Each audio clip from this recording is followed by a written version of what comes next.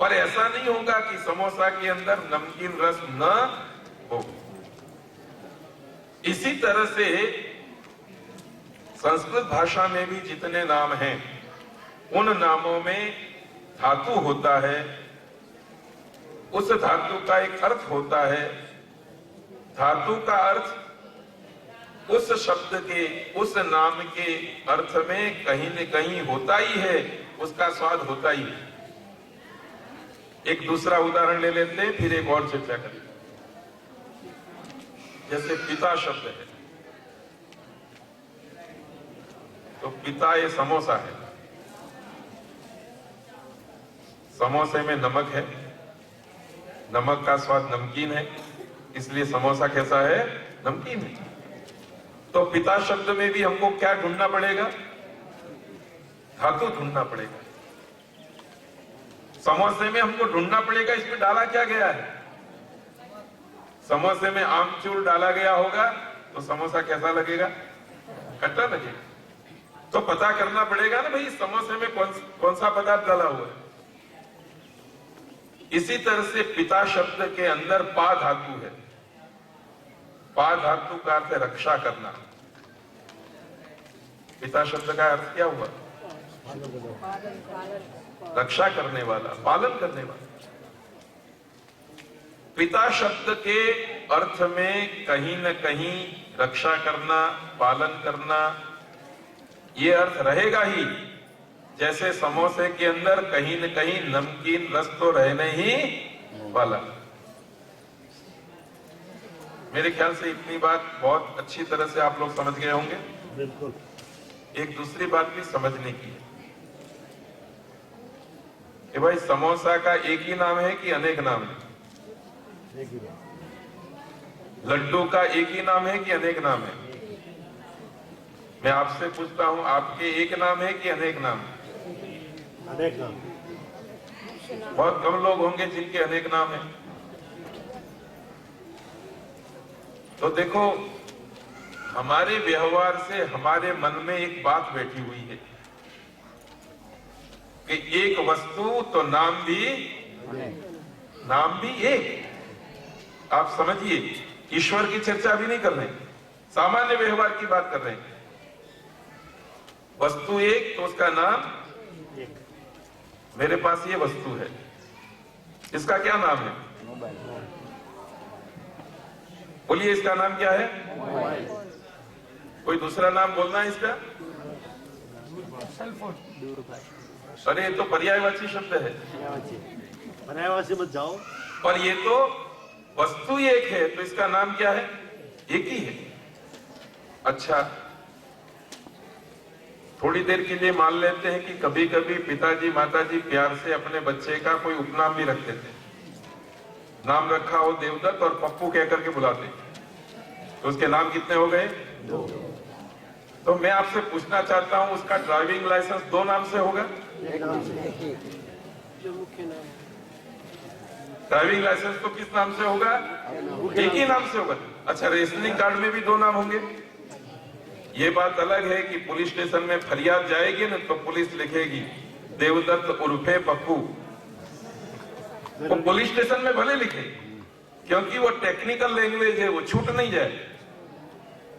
परंतु व्यवहार में भले 2 नाम हो, पर वास्तव में प्रत्येक मनुष्य का इस संसार में नाम कितना होता है? इस व्यवहार के कारण हमारे दिमाग में एक संस्कार बना हुआ है कि ईश्वर भी यदि एक है तो उसका नाम भी कितना होना चाहिए? एक होना चाहिए। और सामान्य लोग समझते हैं कि नाम अनेक है इसलिए ईश्वर भी अनेक है। किस संस्कार से वो वासित है? अनेक।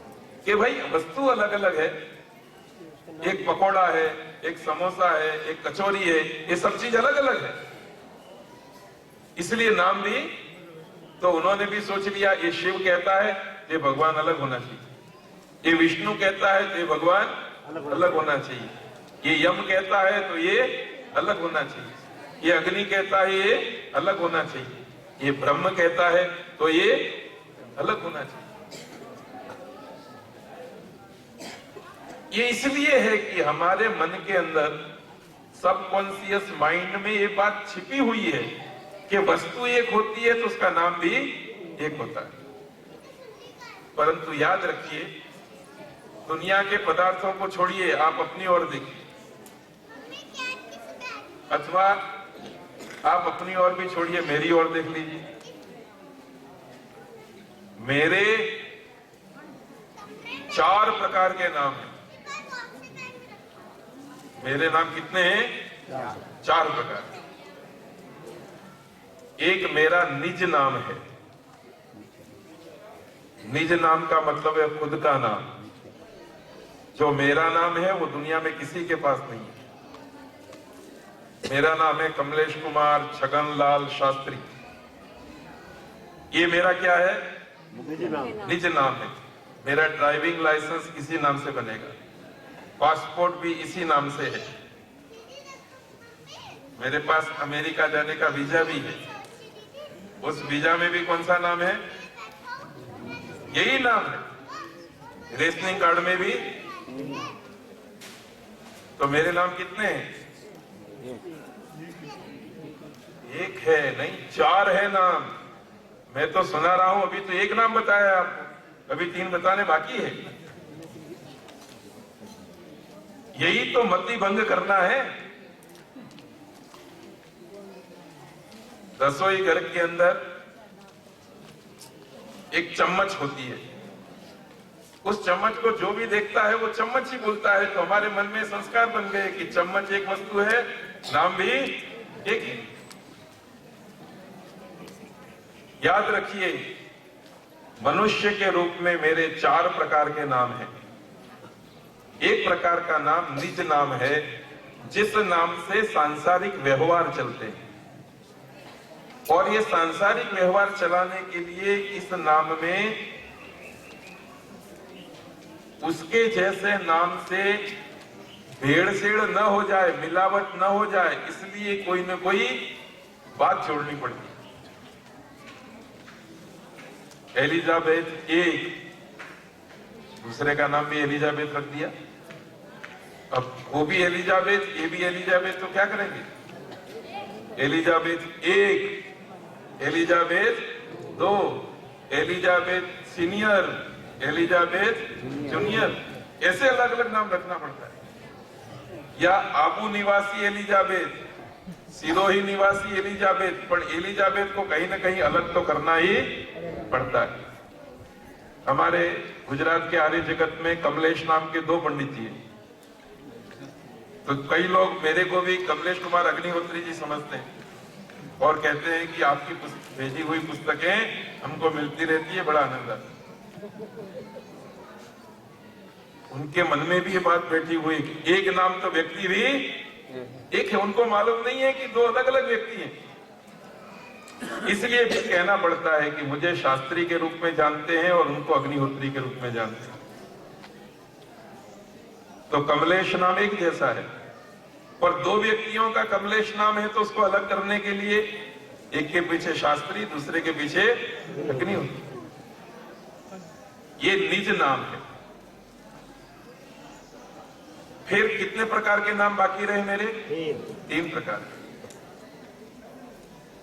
हमारे माननीय पूनम चंद जी हैं, वो मुझे पंडित कहते हैं।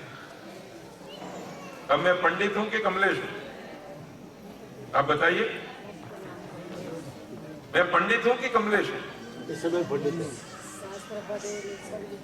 मेरे पास पंडिताई है, इसलिए मैं पंडित भी। पंडिताई क्या है? गुण है। पंडिताई क्या है? गुण है।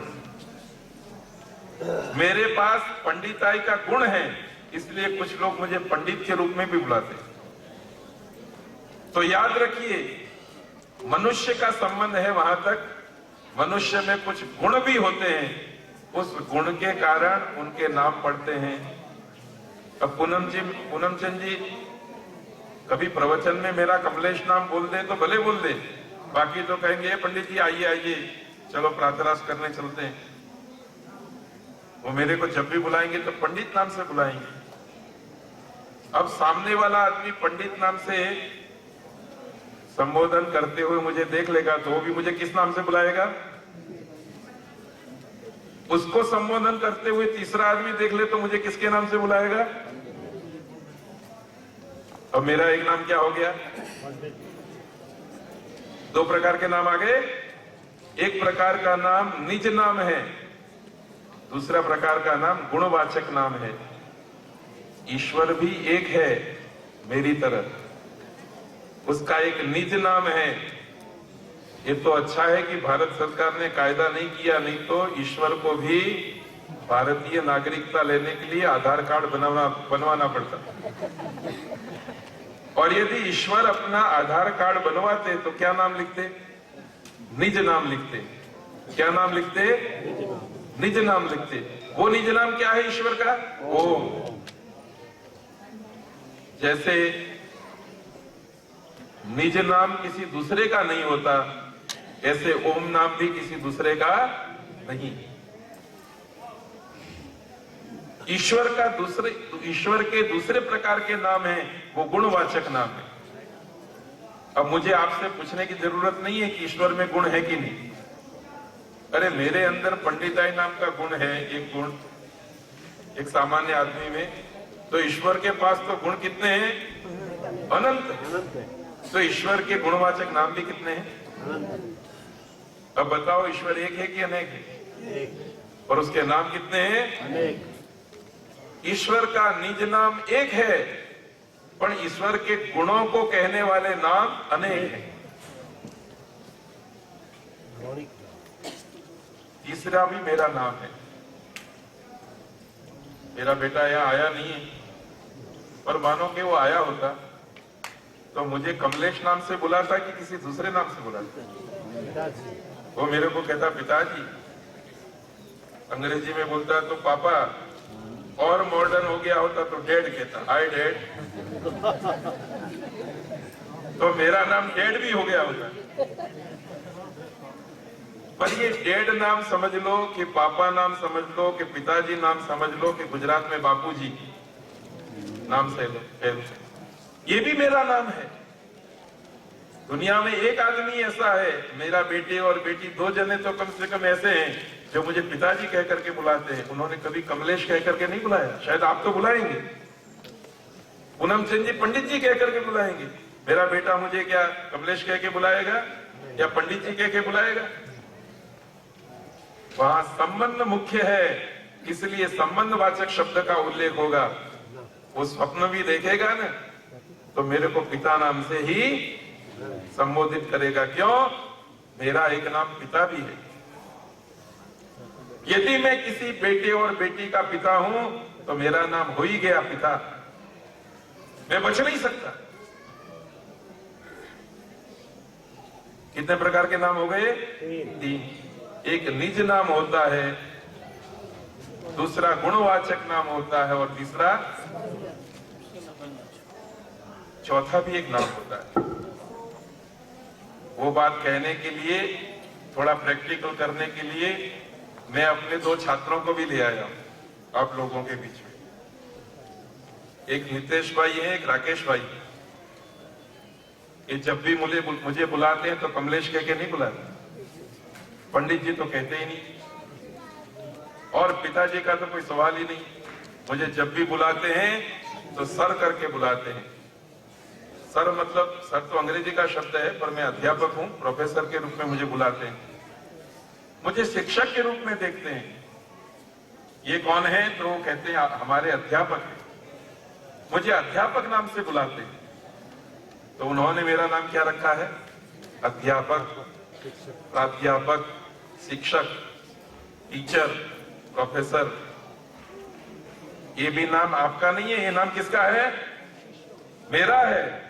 क्यों है मेरा नाम? सिखाते सीधे शिक्षक। क्योंकि मैं यहाँ तो गुरुकुल के सेवक के रूप में आया हूँ, और अहमदाबाद में मैं पढ़ाई का काम करता हूँ, पढ़ाने का काम करता हूँ। मेरे काम के आधार पर मेरा नाम पड़ा हुआ है। यहाँ कुछ लाला लोग भी बैठे हुए, व्यापारी भी बैठे हुए, सेठ लोग भी बैठे हुए, एक नेताजी भी होते हैं, देखे आपने? वो नेताजी क्या काम करते हैं? नेतागिरी का काम करते हैं। तो उनको लोग क्या बुलाते हैं? नेताजी आए, नेताजी आए। चौथा प्रकार का नाम कर्म के कारण भी होता है। इसलिए ईश्वर एक है, उस एक ईश्वर का निज नाम ओम है। बाकी के जो नाम है वो 3 प्रकार के हैं। एक तो संबंधवाचक है, दूसरे गुणवाचक है और तीसरे संबंधवाचक है और तीसरे कार्यवाचक है। इस रहस्य को स्वामी दयानंद सरस्वती जी महाराज ने अपने मन मस्तिष्क में प्रकाशित ज्ञान के प्रकाश से देखा और ये समझाने के लिए उन्होंने एक एक शब्द में पहले धातु बताया, धातु का अर्थ बताया और उस अर्थ का संबंध उस शब्द के साथ जोड़ करके 3 काम किए। कितने काम किए हैं? कौन सा काम किया है? या तो ईश्वर का गुण बताने का प्रयत्न किया है, या तो ईश्वर के साथ हमारा संबंध बताने का प्रयत्न किया है, या फिर ईश्वर के कर्म को बताने का प्रयत्न किया। सत्यार्थ प्रकाश में पहले समोल्लास में आप पढ़ेंगे तो विश्वकर्मा नाम आएगा। विश्वकर्मा भगवान का नाम किस कारण से? संबंध के कारण से है, गुण के कारण से है कि कर्म के कारण से? कर्म के कारण से। वो विश्व को बना, विश्व जिसका कर्म है। देखो ये रहस्य जिस भक्त के दिमाग में बैठ गया ना, वो कभी भी ये नहीं मान सकता कि ईश्वर अनेक है, देवता अनेक है। वो तो क्या मानेगा? ईश्वर एक है परंतु उसके नाम अनेक है। स्वामी जी ने सोचा कि मैं 5, 7, 10 नाम दूंगा तो तृप्ति नहीं होगी, तो उन्होंने कहां तक पहुंचाया? 100 तक। एक दिन सपने में मैंने देखा कि स्वामी जी मेरे सामने प्रकट हुए और उन्होंने कहा कि हे कमलेश, मेरी इच्छा तो एक नाम लिखने की थी, 1 लाख नाम लिखने की थी। कितनी? पर सोचा कि फिर लोग पढ़ेंगे कि नहीं पढ़ेंगे, सत्यार्थ प्रकाश का कद कितना बढ़ जाएगा, इसलिए फिर संयम करके मैं कितने नाम लिखे हैं? 100। फिर उन्होंने मुझे कहा कि देखो तुम हमारे शिष्य हो तो 99,900 नाम की पूर्ति तुमको करनी। ये काम स्वामी दयानंद सरस्वती जी महाराज ने स्वप्ने में हमको सौंपा है। अब बोलो वो सपने को साकार करना चाहिए कि नहीं करना चाहिए? करना चाहिए। किसके सामने करेंगे, आपके कि दूसरों के सामने? अरे आपके सामने ही करेंगे, आपसे उत्तम श्रोता मिलेंगे ऐसी तपस्थली में। अब देख लो दुनिया में जितने भी पदार्थ हैं उन पदार्थों का हिंदी में, गुजराती में कोई भी नाम लो, कोई भी नाम बोलो, किसी पदार्थ का नाम, कोई सज्जन बोले, किसी भी वस्तु का नाम बोलो। आम, संस्कृत में उसको आम्र कहते हैं। अब देखो ये आम देखते हैं हम, और वो आम जो है कच्चा रखे कि पक्का रखे? कच्चा रखो चाहे पक्का रखो, उस आम को जो खाता है, पशु पक्षी खाए कि मनुष्य खाए, तो खाने वाले को आनंद होता है कि नहीं, तृप्ति होती है कि नहीं? तो आम के अंदर भी एक गुण है कि उसका उपभोग करने वाला, उसका उपयोग करने वाला पशु हो, पक्षी हो, मनुष्य हो, वो तृप्ति को पाता है। तो भगवान का एक नाम आम भी है, भगवान का एक नाम आम भी है। क्यों? आम जो काम करता है वो काम भगवान भी करता है, करते हैं। भगवान ही देता विज्ञान। आम क्या काम करता है? जो उसको खाता है, जो उसको अपनी जीभ पर रखता है, जो उसका सेवन करता है, उसको क्या करता है? आम तृप्त करता है। आप भगवान का भी सेवन कर लो, भगवान का भी भोग कर लो, भगवान को भी अपनी जीभ में लगा दो, भगवान को भी अपने हृदय में लगा दो, वो आपको क्या करेंगे? तृप्त करेंगे। तो अब आम जो है वो मेरे लिए आम नहीं है, अब आम कौन है? ईश्वर। एक छोटी सी कथा कह के मैं अपनी बात को पूरा करूंगा। पता नहीं ये कथा रामायण में है कि नहीं, किसी ने समझाने के लिए भी बनाई हो। कहते हैं भगवान रामचंद्र जी अयोध्या से वन के लिए निकले। अयोध्या के किनारे पर सरयू नदी थी, वो तो पार हो गई क्योंकि उनके साथ सेना थी पूरी, अयोध्या वासी थे। आगे बढ़े तो गंगा नदी आई। अब गंगा नदी को भी पार करना था और पार करने के लिए कितने लोग थे? 3 लोग थे, राम, लक्ष्मण और सीता जी। शायद राम जी को तो तैरना आता होगा, लक्ष्मण को भी तैरना आता होगा, वो तो कूद करके तैर सके होंगे, पर माता सीता का क्या? इसलिए उन तीनों ने निश्चित किया कि चलो नाव में बैठ करके पार करते हैं। तो एक नाविक था, उस नाविक ने बड़े प्रेम और श्रद्धा से अपनी नाव में बिठाया। किसको बिठाया? राम, लक्ष्मण और सीता, और गंगा नदी पार कराया। उस किनारे पर पहुंचे तो राम ने लक्ष्मण की ओर देखा। लक्ष्मण छोटा भैया था। जो छोटे होते हैं वो उतावले बहुत होते हैं। लक्ष्मण इशारा कर रहे थे भैया को, बड़े भैया को, कि नाव में बैठ करके पार आए हैं तो ये नाविक को कुछ टिकट का पैसा भी देना चाहिए, कुछ वेतन भी देना चाहिए, मुफ्त में कोई थोड़ी नदी पार की जाती। ये विचार किसके मन में उठा? राम के मन में नहीं। राम जो बड़े थे वो बड़े धैर्य संपन्न होते हैं, उनके मन में कुछ गिनती होती है, उनके मन में कुछ विचार होते हैं, वो उतावले नहीं हो जाते। पर लक्ष्मण उतावले हो गए और उतावलेपन में इशारा किया किसको कुछ दे।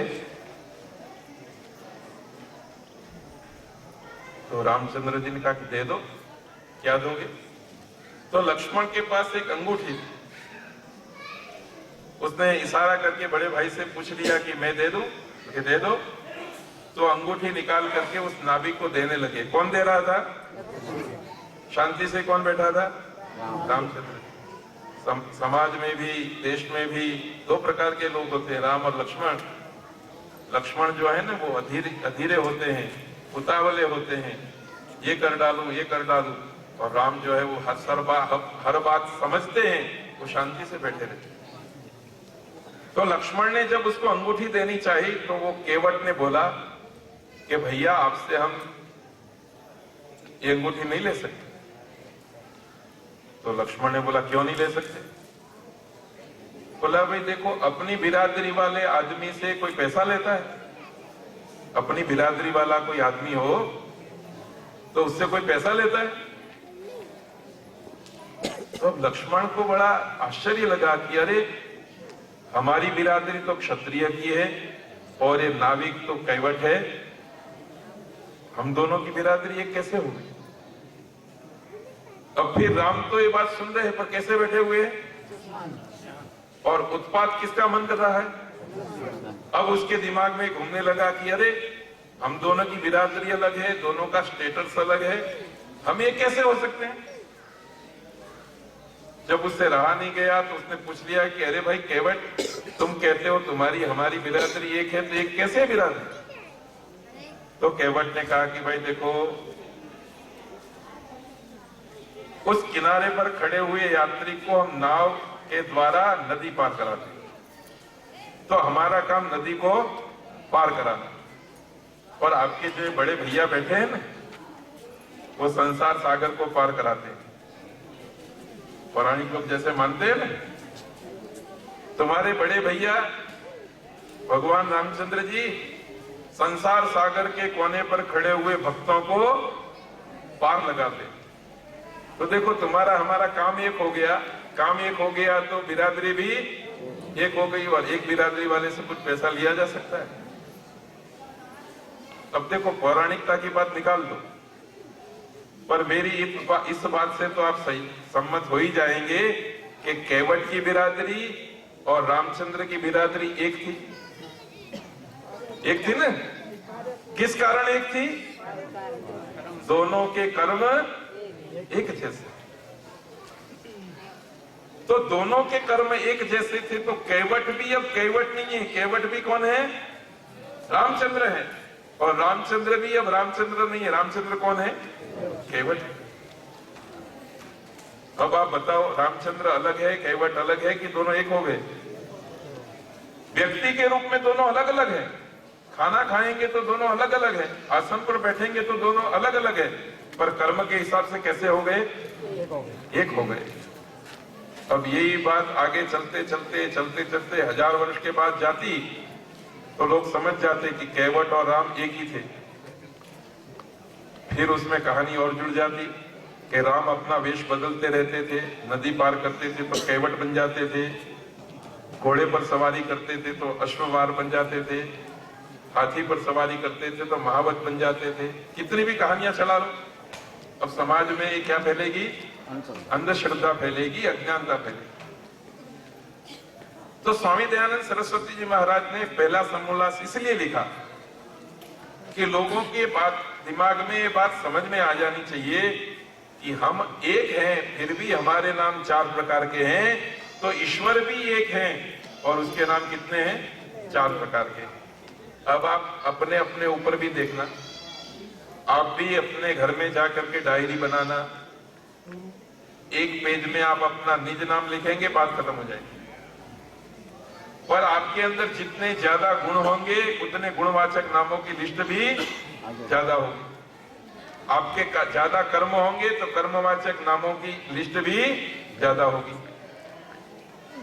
और आपके संबंध भी ज्यादा होंगे तो संबंधवाचक नामों की लिस्ट भी ज्यादा होगी, और संबंध ज्यादा नहीं होंगे तो 1-2 तो नाम रहेंगे।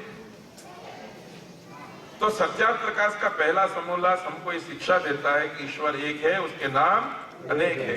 अत्यंत संक्षेप से 4 बात याद रखनी है कि ईश्वर के जो विभिन्न नाम हैं, उन विभिन्न नामों में या तो ईश्वर का गुण है, या तो ईश्वर का कर्म है, या तो ईश्वर के साथ का कोई न कोई संबंध है। किसकी तरह? समोसे में जैसे नमक पड़ा है तो नमक तो अपना रस देगा, तो शब्द में कोई कर्म पड़ा है तो कर्म का अर्थ आने ही वाला है। शब्द में यदि गुण पड़ा है तो गुण का अर्थ आने ही वाला है। शब्द में यदि संबंध पड़ा है तो संबंध का अर्थ आने ही वाला है। ये बात सिखाने के लिए स्वामी जी ने सत्यार्थ प्रकाश का पहला समोल्लास लिखा।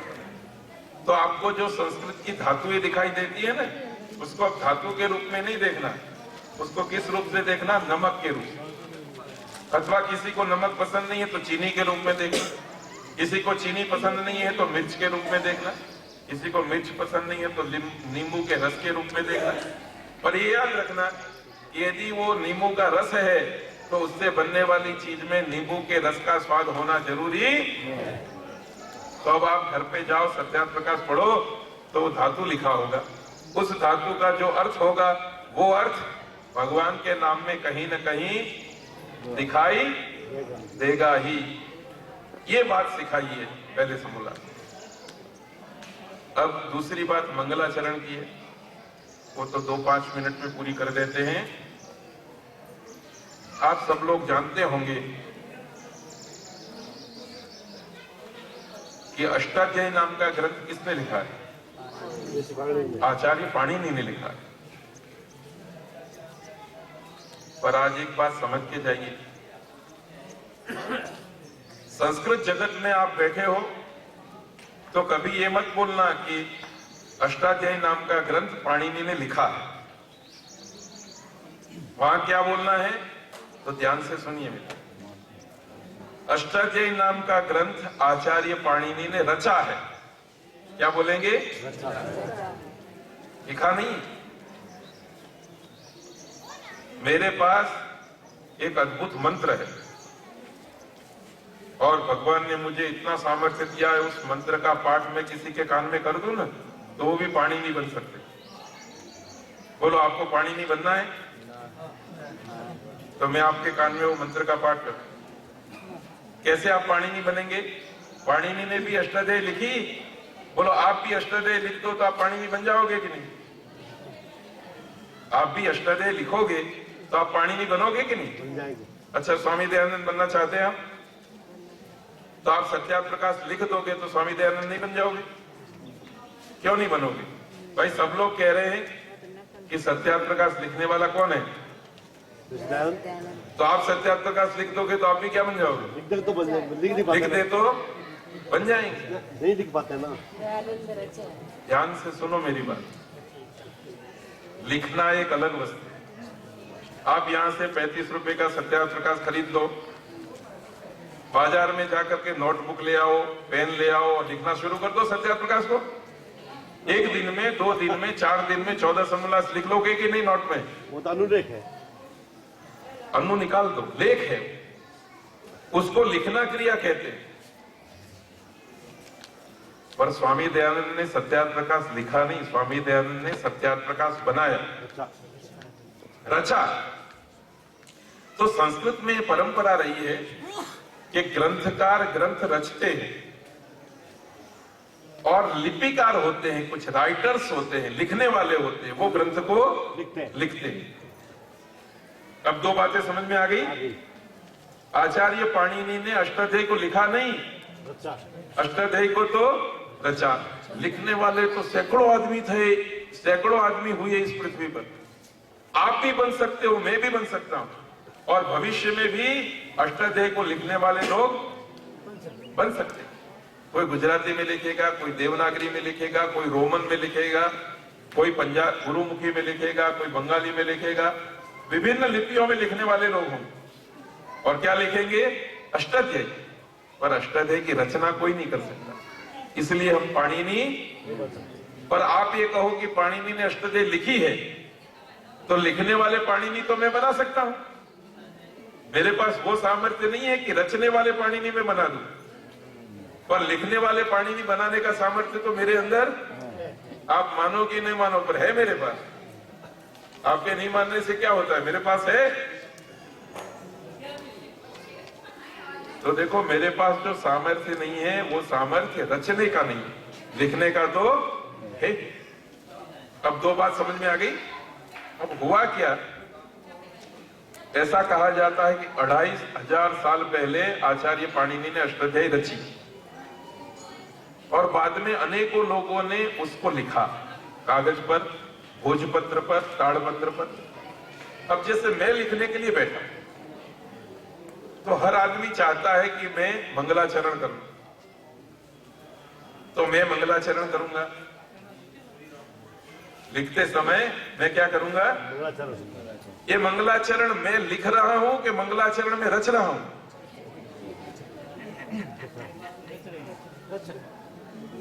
वो मंगलाचरण की रचना तो मेरी है। भाई मैं गणेश का उपासक हूं तो मैं लिखूंगा श्री गणेशाय नमः। ये गणेशाय नमः वाक्य किसका है? पाणिनि का कि मेरा है? बताइए। लिखने वाले का है, राइटर का है, लिपिकार का है, पाणिनि का नहीं है।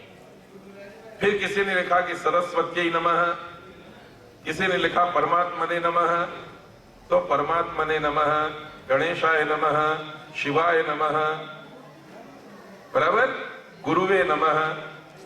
ये पाणिनि का मंगलाचरण नहीं है। ये किसका मंगलाचरण है? लिखने वाले। स्वामी दयानंद सरस्वती जी महाराज ने कहा कि मित्रों, लिखने वाले लोग और रचना करने वाले लोग अलग अलग है।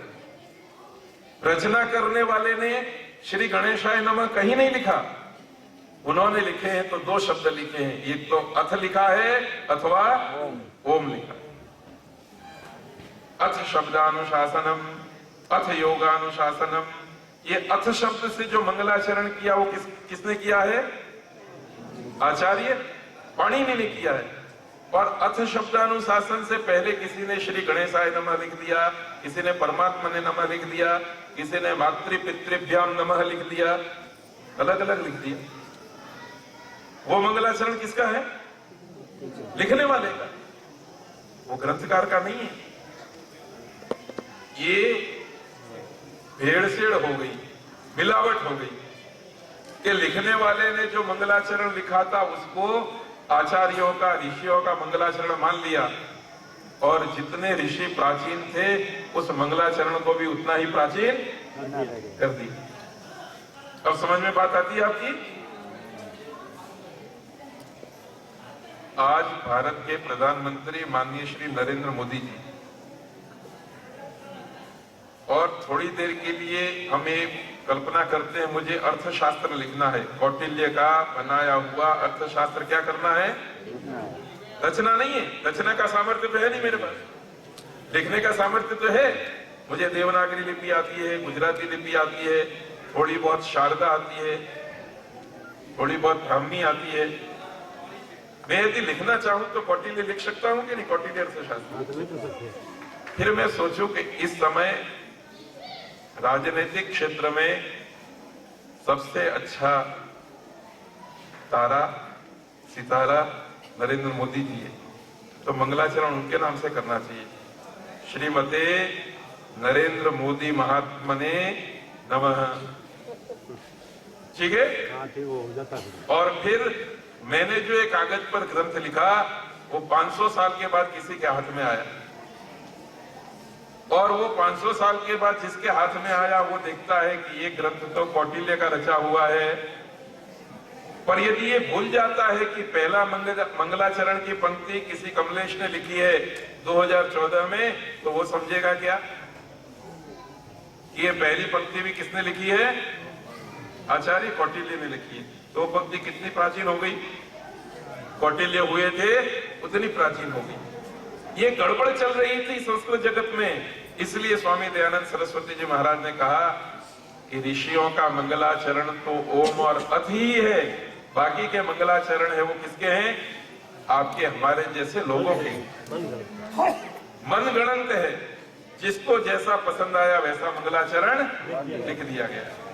ये ऋषियों के मंगलाचरण नहीं है। वो लोग ये कहना चाहते थे कि ऋषियों ने भी यदि ये मंगलाचरण लिखे हैं तो उनके जमाने में भी ईश्वर का, एक गणेश नाम के ईश्वर थे, एक सरस्वती नाम की देवी थी, एक विष्णु नाम की देवता थे, ये अलग अलग देवता थे। स्वामी जी ने इस बात का खंडन करने के लिए, इस अज्ञानता को हटाने के लिए मंगलाचरण की भी स्पष्टता की कि किसी भी ऋषि मुनि ने कहीं पर भी अथ गणेशाय नमः नहीं लिखा, अथ सरस्वती नमः नहीं लिखा, अथ शारदाय नमः नहीं लिखा, परंतु लिखा है तो दो ही शब्द लिखे हैं, एक अथ लिखा है और एक ओम लिखा। जिस मनुष्य के दिमाग में ये दोनों बातें स्पष्ट हो गई, समझ लो कि बहुत सारा पाखंड तो अपने आप धुल जाए। तो विशेष न कहते हुए आप लोगों की सेवा में यही निवेदन है कि सत्यार्थ प्रकाश का पहला समोल्लास थोड़ा कठिन जरूर है, पर आज जिन बातों की चर्चा की उन बातों को ध्यान में रख करके आप पढ़ेंगे तो एकदम कोमल दिखाई देगा। स्वामी दयानंद सरस्वती जी महाराज की अमर कृति सत्यार्थ प्रकाश का हम बहुत ही रसपूर्वक और समझदारी पूर्वक स्वाध्याय कर सकें, ऐसी शुभकामनाओं के साथ ओम शांति ही शांति ही शांति।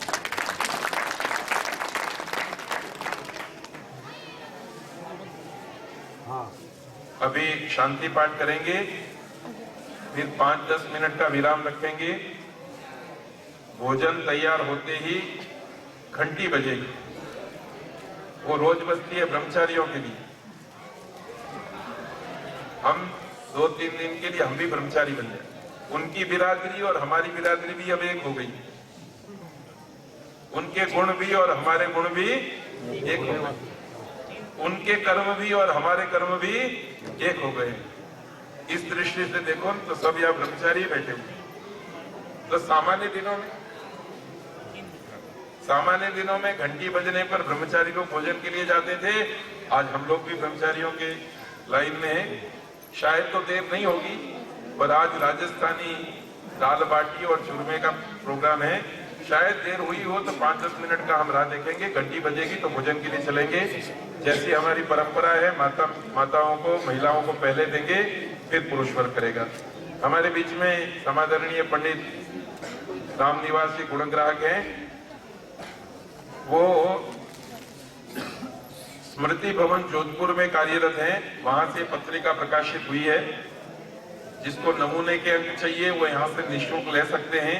और सबसे प्रार्थना है कि रोज स्वाध्याय करने के लिए इसके सदस्य भी बने।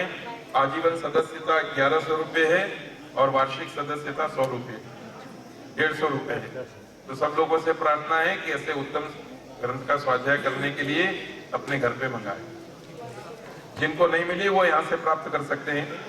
एक और भी पुस्तिकाएं पढ़ी है, एक सज्जन कुबेर नगर से लेके आए हैं पंडित कमलेश कुमार अग्निहोत्री जी की, तो कोई कार्यकर्ता उनको भी बांट दे तो वो भी स्वाध्याय ले लेंगे। एक एक घड़ी किसी सज्जन की है तो जिसकी हो वो ले जाए। अभी शांति पाठ करेंगे और फिर भोजन के लिए प्रस्थान करेंगे घंटी बजने पर। ओम द्यौः शान्तिरन्तरिक्षं शान्तिः पृथिवी शान्तिरापः शान्तिरोषधयः शान्तिः वनस्पतयः शान्तिर्विश्वे देवाः शान्तिर्ब्रह्म शान्तिः सर्वगं शान्तिः शान्तिरेव शान्तिः सामा शान्तिरेधि। ॐ शान्तिः शान्तिः शान्तिः। बोले सो अभय मेरी धर्म की जय हो, महर्षि स्वामी दयानंद सरस्वती की जय हो, मर्यादा पुरुषोत्तम भगवान राम की जय हो, विराट श्री कृष्ण महाराज की जय हो, संसार के श्रेष्ठ पुरुषों की जय हो, भारत माता की जय हो, गौ माता का पालन हो, आर्य समाज अमर रहे, देश की ज्योति जलती रहे, ओम का झंडा ऊंचा रहे। जय की ध्वनि।